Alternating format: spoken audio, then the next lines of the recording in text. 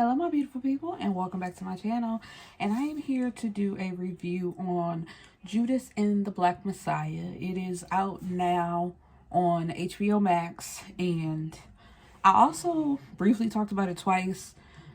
Well, not briefly, but I talked about it on the other show that I'm doing with my friends called The Collective 3, RIPJQ. I'm now like the third member where we just talk about hot topics, any other things, like movies, whatever movies we're watching. So we discussed it, but not in length, and that's what I want to do today. So let's jump into the movie. I do not owe you conversation. Let's also get that clear. We don't want to hear from you. Go. She said, well, I changed my mind.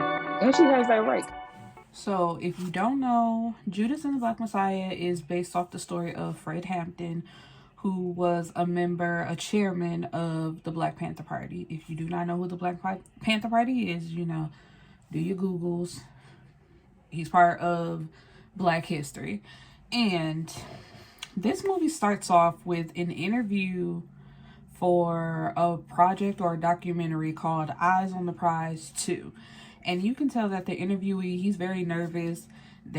Before they even start taping, you hear a producer saying, can we get him a napkin or something? He's sweating already and he needs to be patted down.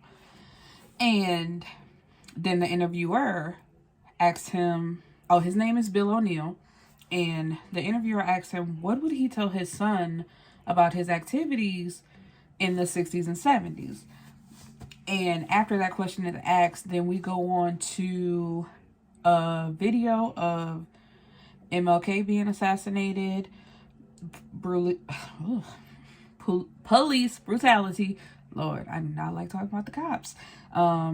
Huey P. Newton is now in jail. He is also one of the co-founders of the Black Panther Party.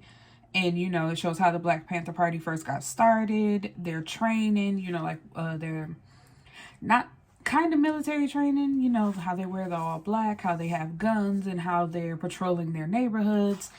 And, what they did for Black people in their communities. They had a free medical clinic. They had a free breakfast program for children. They have free legal aid and free education, for their community. The Black Panther Party, as much as the FBI and white people tried to make it seem like a terror group or a terrorist group, it actually did very amazing things for the Black community. Then we see J. Edgar Hoover, who at that time in the 60s was the head of the FBI. And he said that the Black Panthers were the single greatest threat to their national security, greater than the Asians. He called them the Chinese, and the Russians. A group, it was more than just it started in Oakland, I believe. And if I'm wrong, please forgive my ignorance. It's it was 20 different groups, all over the world, because Fred Hampton was in Chicago. And it's the Black Panther Party, that's y'all greatest threat to national security, no least. It's trying to do better for our people is causing y'all the biggest threat. Bigger than people trying to take over and, completely destroy. Okay, but yeah, it's Black people. We're the murderers. We are so terrifying for trying to do better. It just killed me because it was just and he says they must prevent the rise of a Black Messiah. Now, this is 1968? And they said the same thing about not MLK, about Malcolm X. They called him a Black Messiah. Called the Nation of Islam. Oh my God. I'm drawing a blank on his name, but the man who brought in Malcolm X, and they parted ways from each other. I'm gonna hate myself later, but him, calling him a Black Messiah, and it's just then y'all do the same thing to Fred. Because in that same video, you hear Fred talking, and he says that you don't fight racism with racism. We're going to fight it with solidarity. We're going to fight capitalism with socialism. It's just you don't fight fire with fire. You fight fire with water, or you don't fight hate with hate, you fight hate with love. So it's just like, we're not trying to be the same thing that they are to us. We're trying to change that. As much as they try to make y'all so scared of us, like something's wrong with us, like, no, we're just trying to get our just due. But of course, to white people, that's a threat. That's the biggest threat. Black people being treated equally is a threat to them. And so, like I said, this is Chicago, 1968. MLK and Malcolm X are assassinated. They're gone. And Huey P. Newton is in jail for murder of a cop. So then we have a young Bill O'Neill, who is played by Lakeith Stanfield. I hope I'm saying that right. And Fred Hampton is played by Daniel. I hate myself because I can never pronounce his last name, and that's my ignorance. Excuse me, but I'm gonna call him Daniel K. So he's standing outside of a bar called Leon's, and then he's checking out this red car. It's a nice car, but you know, he's looking at it. Then he lights a cigarette. Then he goes to the door of the bar, looks in, and says, "Fucking crowns," of course. And then it's like he goes back to the car. Then he goes into the bar, flashing a badge. And the bartender, who I'm assuming is also the owner, it's like, "Man, I just paid O'Malley last week. Like, what you doing coming up in here?" Thinking like he's a cop. So it sounds like they had to pay police just to be safe and to have their business. And he says, "Do I look like a local ass cop to you? What does these 3 words say, or 3 letters say?" And he's pretending to be an FBI agent. So he has the young men in the bar put their hands on the pool table, and he's going through all their pockets. And when he gets the keys to the car, he tells the young man that he's going to jail, like he's under arrest, because this car was reported stolen 2 months ago. And as he's putting the handcuffs on him and trying to lead him out, then another one of the young men says, "Why is the FBI arresting or looking for a stolen car? FBI has bigger problems than that. That's like a local police problem." And so his hat falls off, and when they see his face, they realize he's a young kid. They're like, "Man, you ain't no fucking FBI."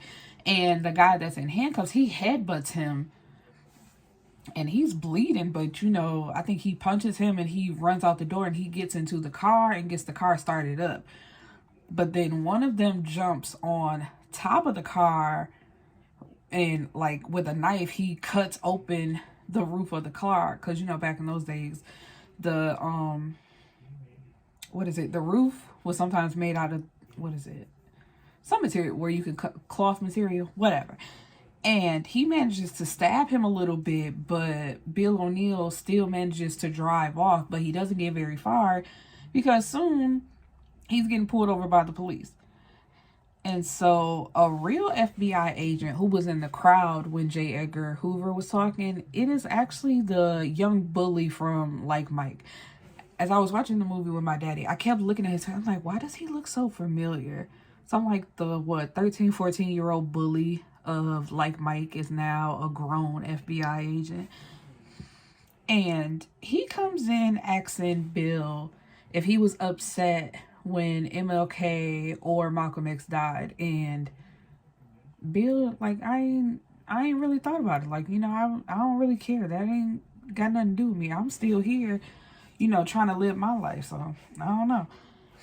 And the FBI agent tells him that he's looking at 18 months for the stolen car and 5 years for impersonating a federal officer, or he can go home. And it's just like, then we cut to Fred Hampton, who is a deputy chairman of the Illinois Black Panther Party, and he's giving a speech, you know, trying to pull more people into their group and what they're trying to do. And as he's talking, there's a young lady in the crowd who is like really checking him out, feeling what he's saying. And they only have one man get up and walk away. And as the man is walking out, he tells him, you know, that Daishiki ain't gonna save you, my brother. Which is true. So true. It's just like, but then as he's talking to a smaller group in a classroom, which I'm assuming is the Black Panther Party, and who he's leading, then we see Bill O'Neill in the back of the classroom. And Bill agreed to be an informant for the FBI and get close to Fred Hampton, so the FBI can know what they're doing, what they're planning at all times, and he doesn't have to go to jail. That's his ticket out. So when he goes back to talk to the FBI agent that he's working with, he tells him, he's like, man, you didn't tell me they was gonna be like this.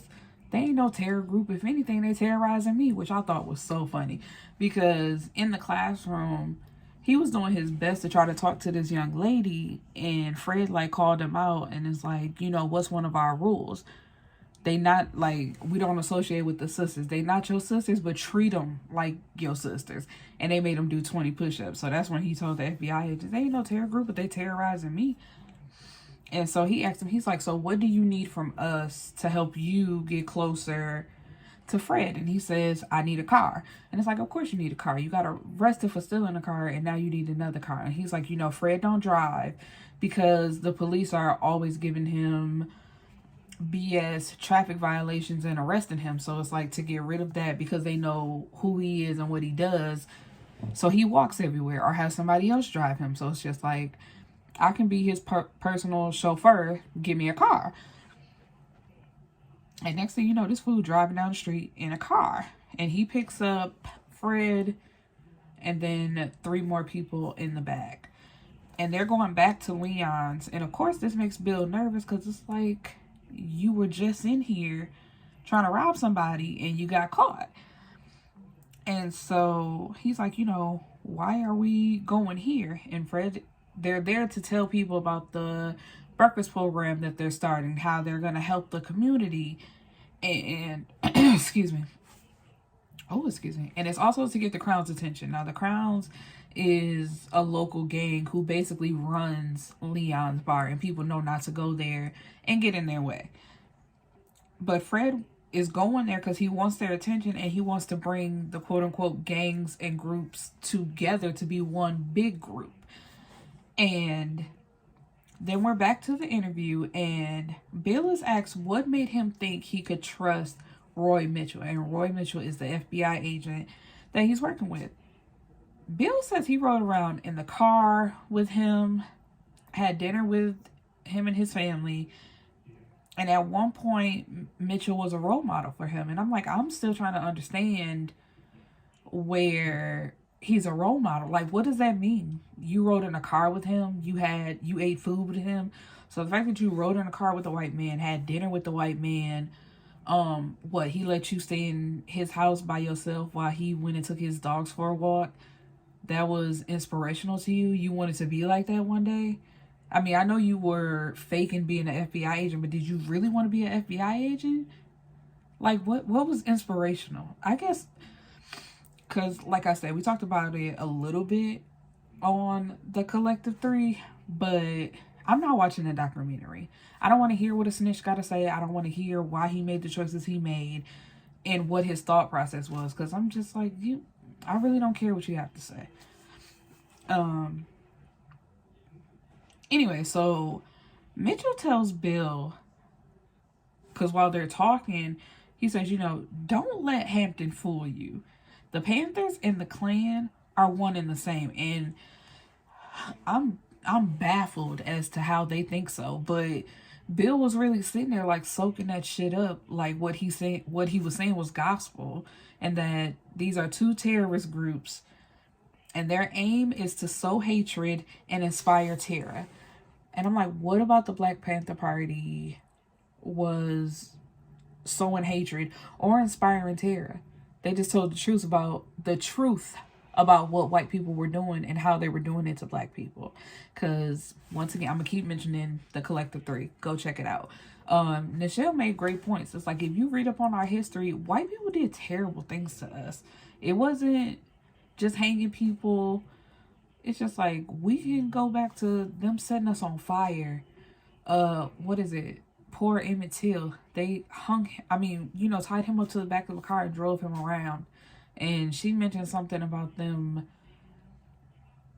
what was it? Something with ants, like just tying us up and letting ants like eat our flesh. It's just like there's so many horrible things that white people have done to us just on the strength of us being black. It's like, come on now. We are nothing like the Klan, and we will never be anything like the Klan. Anyway. So the Panthers have a meeting with the Crowns in a big meeting hall, and the walls, like from the moment you come in the door and walk, like all the walls are like covered with people. I think it was men, mostly men or all men, with gun rifles, just standing at attention, ready to be on go if the Panthers is there with some bullshit. And so the leader of the Crowns, you know, at first him and Fred are tossing compliments back and forth, but then he says, you know, can I read something for you? Do you mind? Can I read this to you? So he's like, you know, please, you got the floor.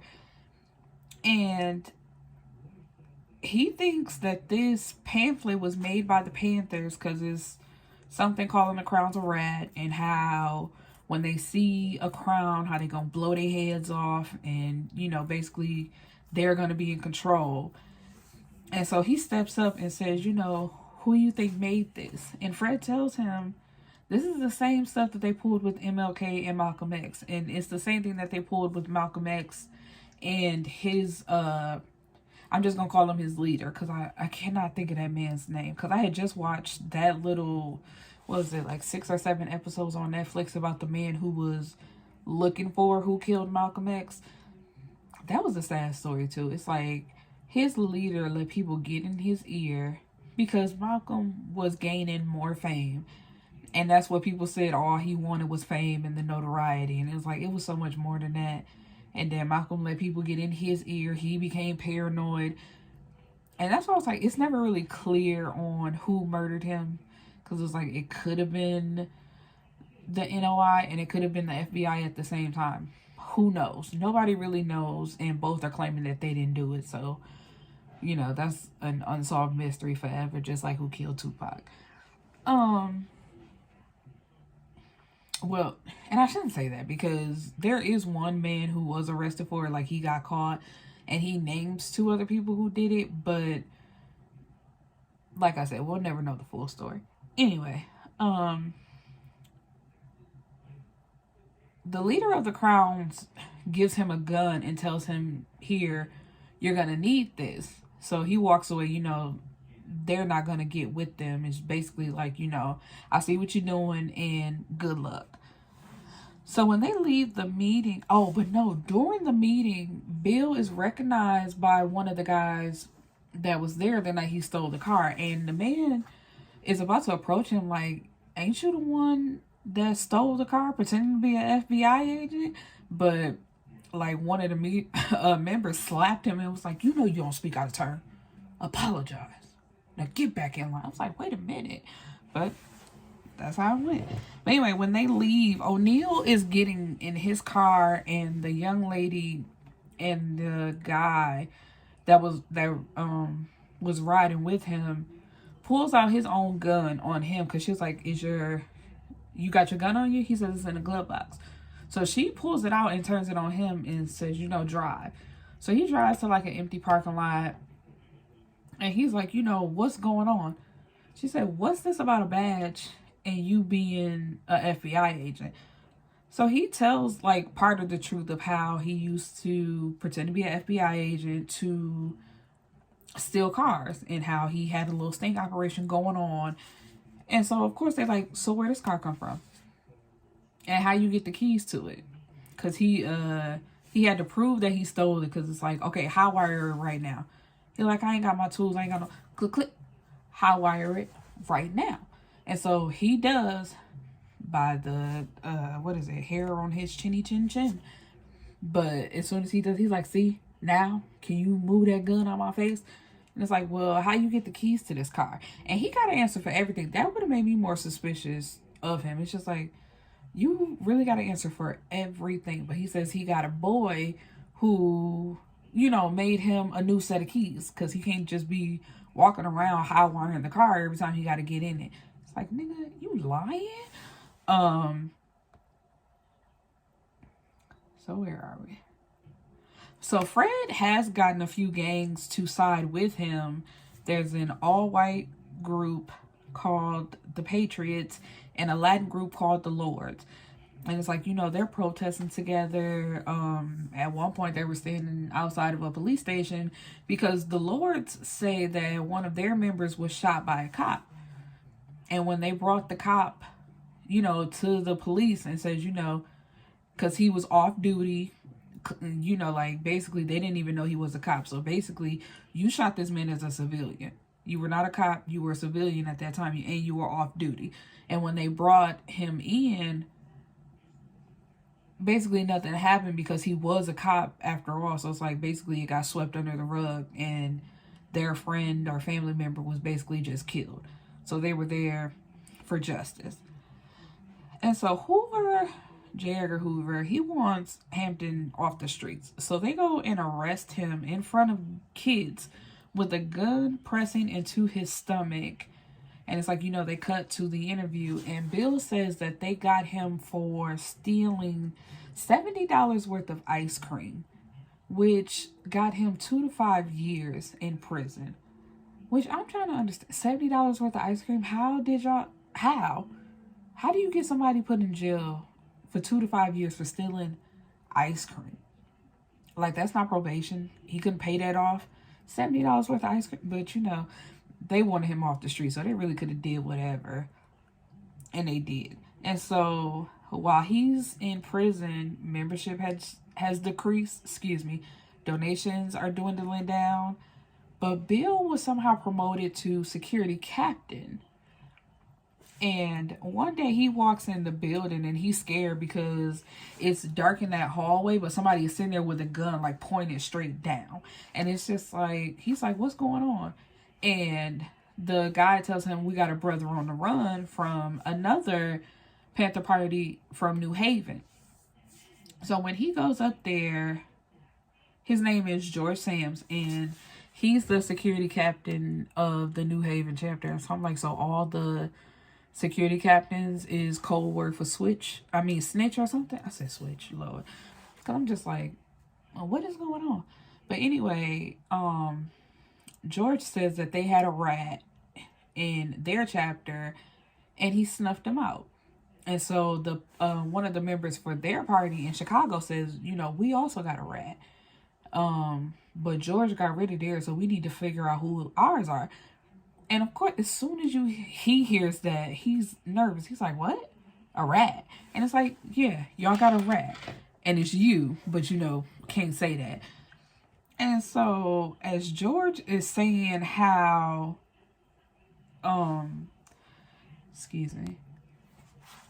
how they smoked him out and basically he's floating at the bottom of the river. And it's like watching this, I guess you just had to be there, because the way that nigga was talking, he was like, man, I would have killed him too. I would have killed him worse. I would have shot his ass. It's just like, that nigga told you that they put this man at the bottom of the river. I would have killed him dead than a motherfucker. I'd have been looking at him like, nigga, what? How is you talking right now? You sound crazy. But anyway, they just go with it. But anyway, so of course, he runs to Mitchell like, do anybody know about me? Like, do anybody know what I'm doing? It's like, that's how you know what you're doing is wrong. Because you were so nervous about somebody finding out what you're doing. But I'm going to get to that later, because that's at the end. And I'm going to repeat what I said before, but I can feel myself getting mad all over again.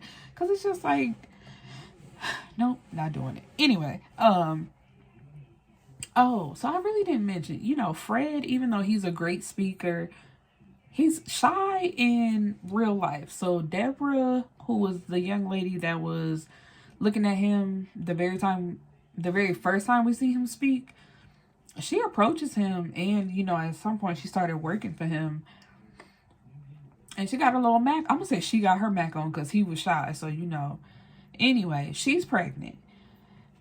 Excuse me.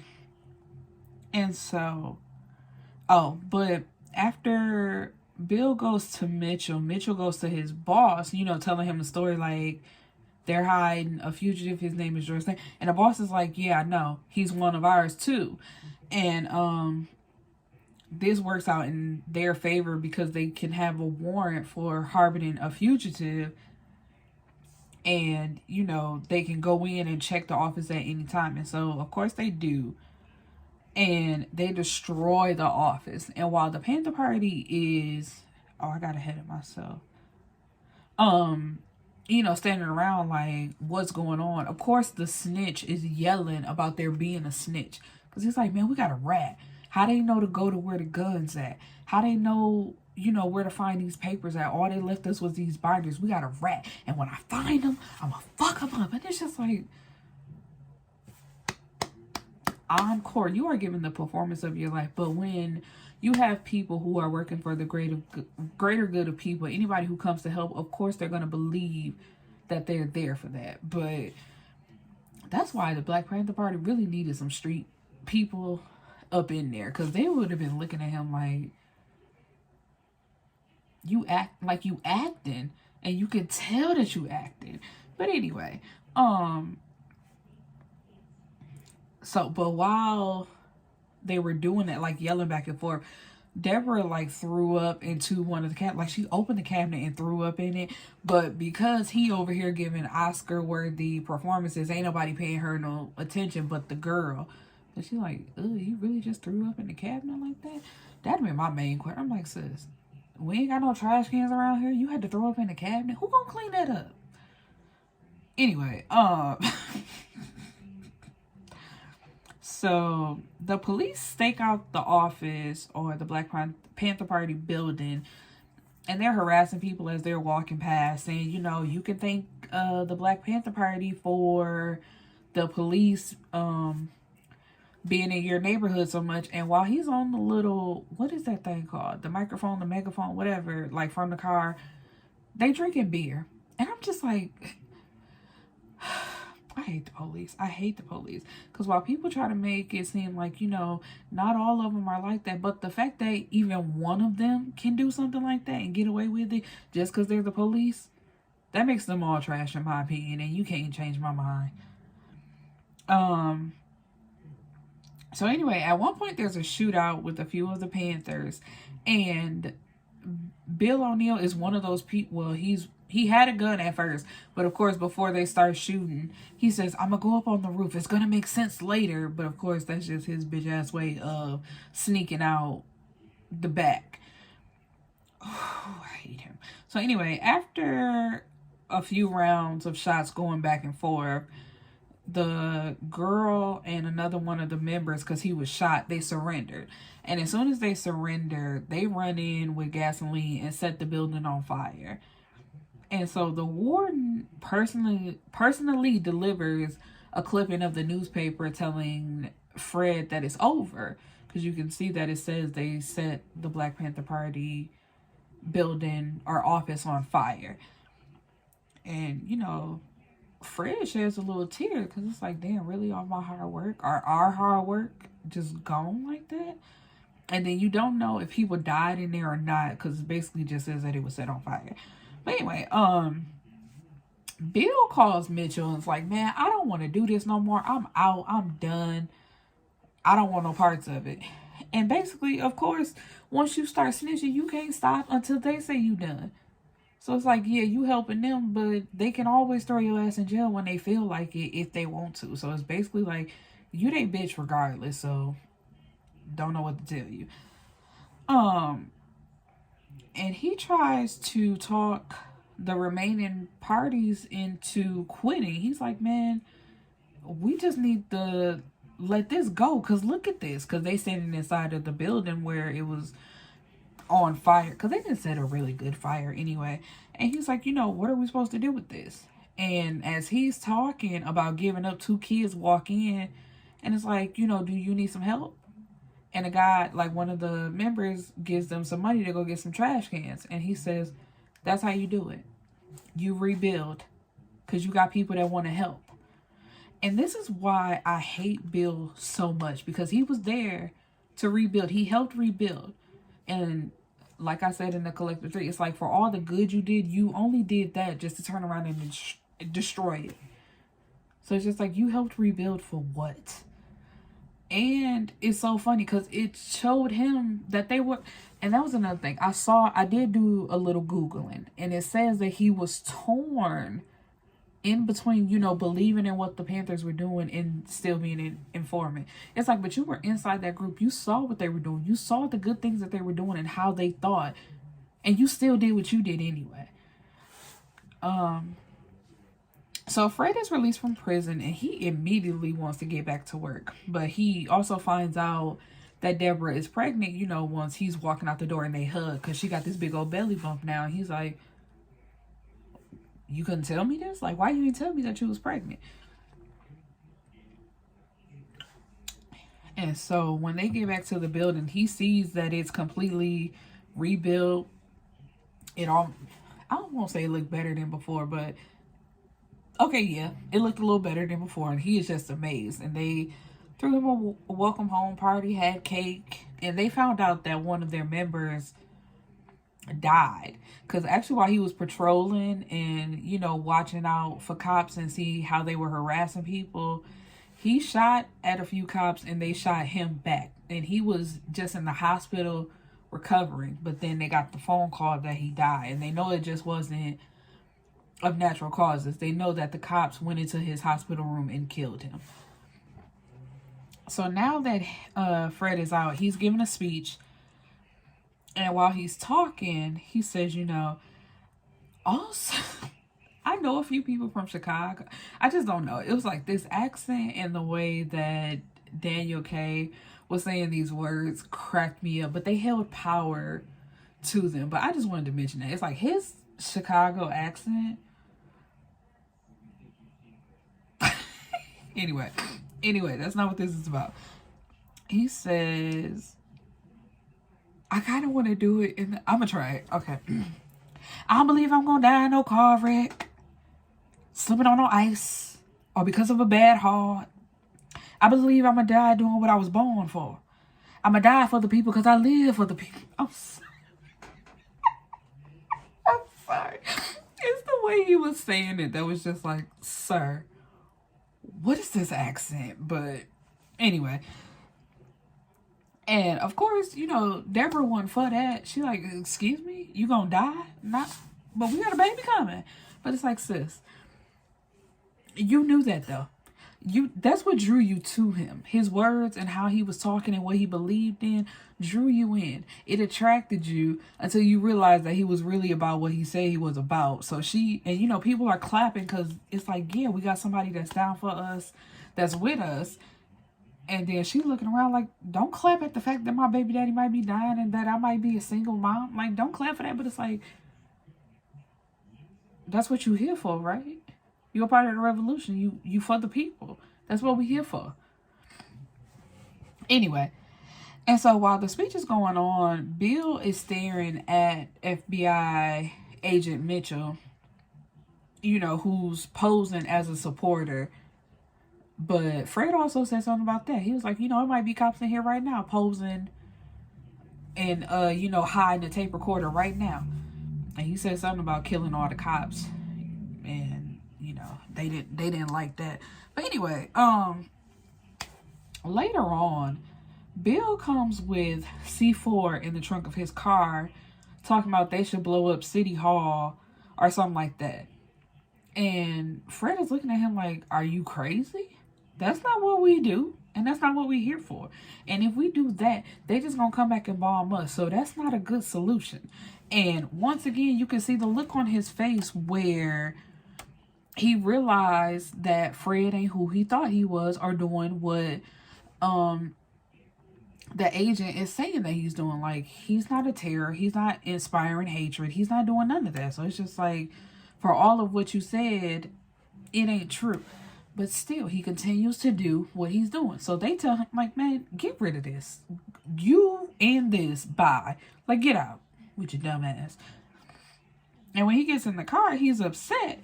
Oh, but no, before he gets in the car, he tells Fred, I'm ready to die for the people. What about you? And it's like, what? Yeah, I'm ready to die for the people, but I'm not going to purposely go blow up City Hall so they can come back and do me 10 times worse. Even though we gonna get there. And so the Illinois Supreme Court denied Fred's appeal, so he's going back to jail. And FBI agent Mitchell and his boss, they celebrating. They got cigars, and they done called J. Edgar Hoover, like, he's going back to jail. That man said, I know. And they're like, well, ain't that what you wanted? He's like, no, that's only a temporary solution. He's like, he's not happy. So Roy invites Bill out to dinner, and he's like, what's up? What you want? And he tells him, you been to Fred's apartment? You know the layout of it? Draw me a map. And this is where all of a sudden Bill has a conscience, and he's like, man, you won. He's going back to jail. It's over. And Roy threatens him like, I saw you at that meeting, and I said he either deserves an Oscar or you really believe what he was saying. And what you think they're going to do to you? Because, that's the thing, though. Bill never knew that George Sams was another informant. So he still believed the shit that he said about throwing old boy in the river. Oh, and I forgot to say that, too. He really did kill that man for being a snitch. But I think that man might have found out that he was a snitch, and to cover his tracks, he killed him. But Bill don't know that he was an informant. He's just thinking that he was another Black Panther member. And so Roy uses that and is like, you know what they did to him. What you think they gonna do to you? And so, although he's acting so torn up about it, Bill had to give him the layout of that apartment. And later on, when Bill is at the bar drinking, I guess to drink his sorrows away about the fact that he knows that Fred is about to die, he's approached by a wannabe pimp who gives him a newspaper, and inside of it is a small bottle of drugs. It's white powder, and he says, slip that into his drink. And Bill refuses. He's like, man, I don't know what the fuck you talking about, but get away from me. And he getting loud. So the man is like, my apologies. I don't want no problems. My apologies. And he walks away. But then Bill is thinking about it like, how you know to approach me like this? So he's following the man outside like, who are you? Hey, what's your name? Show me a badge. Show me an effing badge. And so the man gives him like the flip up float. And as soon as he gives it to him, he starts his car and he drives away. And when Bill opens it, it's his old fake FBI badge. So he's like, fuck.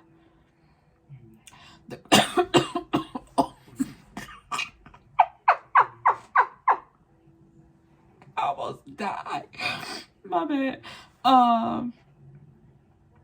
The Crowns give Fred money to run, telling him, you can go out of the country, start another group, how you were saying. This don't have to be the end. But instead, he gives it to he called him Doc and told him to open up a free medical clinic. And he's like, you know how many people we can help with that? Here. And I want you to run it. And it's just like, once again, Bill is there. So it's like, once again, you see the integrity that this young man has. Because Fred Hampton was only 21 years old. You see the integrity that he had. You see what he wanted to do for the people. And you still stood there and did the fuck nothing. Man. So the FBI later on that night, when they show up, they open up fire on Fred's place. They're just shooting anybody and any person that they see. They just shooting. And at the end, it's one man in there, and he's like, we got a pregnant woman in here. And they pull her out, and the man, like, one of them puts the gun to her stomach, but then they tell somebody else, arrest him. And they go into the bedroom where Fred is, and they say, oh, it looks like he's gonna make it. Pow. And then another one, pow, right in his head, making sure that he's dead. And he's 21. Again, please tell me that we're the terrorists. Please tell me that we are the people that you should fear. Please tell me that that's us. You can't. Somebody who inspired people, who helped people, who fed children, who wanted equality for his people, shot in his head not once but twice to make sure that he was dead. Okay, anyway. And that's good. I don't know if that's real, but it does say inspired by true events. So, Deborah, my heart goes out to you, mama, because that's crazy. To be pregnant, even though you know he said that he was going to die doing what he loved and being for the people, it's like to have to stand in the kitchen knowing that they're shooting the love of your life and the father of your child in the next room. You so strong. Oh, you so strong. And so Roy and Bill meet up again, and Roy slides Bill, I call it a little church envelope, the little brown envelope, and he tells him, you know, those are keys to a gas station. It was like $35 or something like that. And he says, so you own your own business and you're free.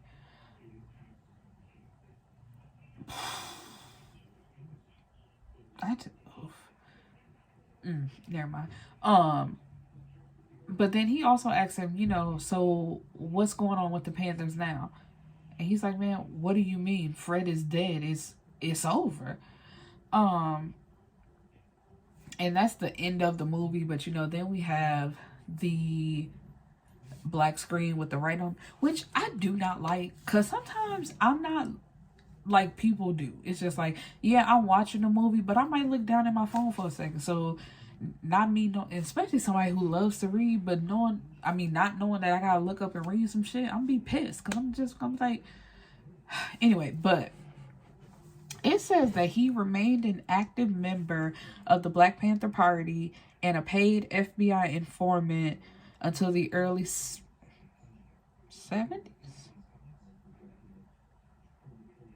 So what was that, only like 3 years or something like that? Because when this started, I don't know. I should fact check that, but I'm not going to. And he earned today's equivalent of $200,000. And in 1989, he did the interview for the docuseries Eyes on the Prize. And part of his interview, because this is the part they show where they show the real him instead of, excuse me, what is his name? Lakeith. And he says, I was part of the struggle. I wasn't one of those armchair revolutionaries who sit back and judge the actions/inactions of people. At least I had a point of view. I was dedicated. I had the courage to get out there and put it on the line. I think I let history speak for me, because they have repeated the question of, what would you tell your son about what you did in the 60s and 70s? And so this episode, or this show, premiered January 15, 1990, and he committed suicide that night. Good. Because you talking about letting history speak for yourself. You knew as soon as that show premiered, and people that know you and knew you, like, he did this, it was over for you regardless. So whether you killed yourself or somebody else killed you, you knew after that night, it was over for you. That's why you could talk spicy in that interview, because you knew after that, that was the last of you. And it don't matter what you did in the Black Panther Party or what you participated in. None of that mattered, because as soon as they found out that you was a snitch, it was over. So your history, your legacy is being a snitch. And they also put on there that during this raid, because what were you raiding? They just came in shooting people. The police fired 99 shots, and the Black Panther Party only shot one, which was a reflex shot, because it's just like, okay, I'm shot, I got a gun in my hand, I'm going to shoot back.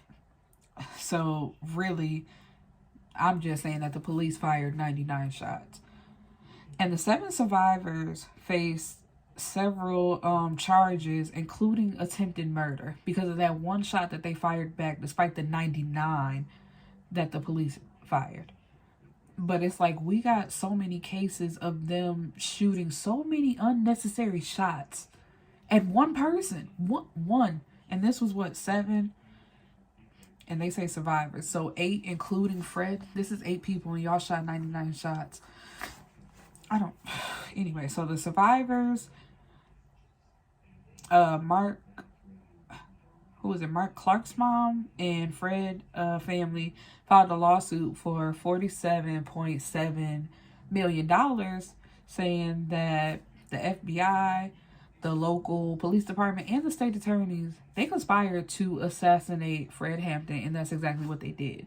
So after 12 long years of this lawsuit going on, they settled for $1.85 million. And I wouldn't have settled for nothing. We gonna fight this to the death, because you can't prove otherwise, but you also can't prove it either, because when you got the law hiding shit and basically burying stuff, what can you do? And so Deborah gave birth to Fred Hampton Jr. 25 days later, and they are both still a part of the Black Panther Party, which is now called the Black Panther Party Cubs. And Fred Jr. is the chairman of that chapter and what's going on. And so, you know, the Hampton family is still fighting the good fight, which I'm happy for. You know, the son and the mom look good. Power to the people.